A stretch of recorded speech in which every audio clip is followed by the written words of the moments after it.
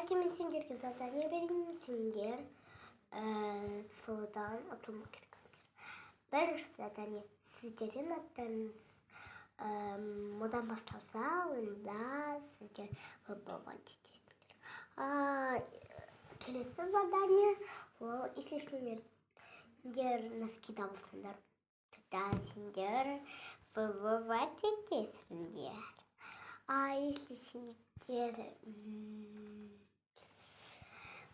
стул или кровать или жатырсыңдар, тогда сендер выбывать етесіңдер. Если қазір сендер үй жұмысын жасап жатсыңдар, тогда вы выбываете. Если сендер поп, хантрикс жақсы көрсеңдер, тогда вы выбываете. Если вы білесіңдер, ну погоди дейсіңдер, тогда сендер выбываете. Если біреулердің аты Омар, тогда олар выбывать етеді. А если біреудің аты Дулат болса, онда сол да выбывать етеді.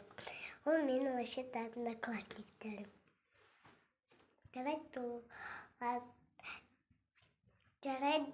Дулат, Омар ренжімеңдер. Ол жай ғана не ойын. Если қазір сендер сабақтасыңдар, тогда сендер выбывать етесіңдер. Если сендер қазір даладасыңдар, сендер выбывать етесіңдер. Если қазір сендер тамақ ішіп жатсыңдар, сендер выбывать етесіңдер. Қазір сендер если ұйықтайсыңдар, сендер выбывать етесіңдер. Если қазір сендер ойын деген ойнап жатсыңдар, выбывать етесіңдер. Или қазір сендер YouTube көріп жатсыңдар, выбывать. Бірақ та бәрі выбывать етеді. Және қазір сендер менің YouTube'ымда көретін болсаңдар, сендер выбываете. Бірақ көре беріңіздер, жарайды. Если менде 100 миллион подписчик болса, мен выбывать етемін. Мен выбывать етмеймін. Мақсұт деген выбывать. Жарайды, деген жоқ. Жарайды, Мақсұт деген бар. Жарайды, пока. Всем пока.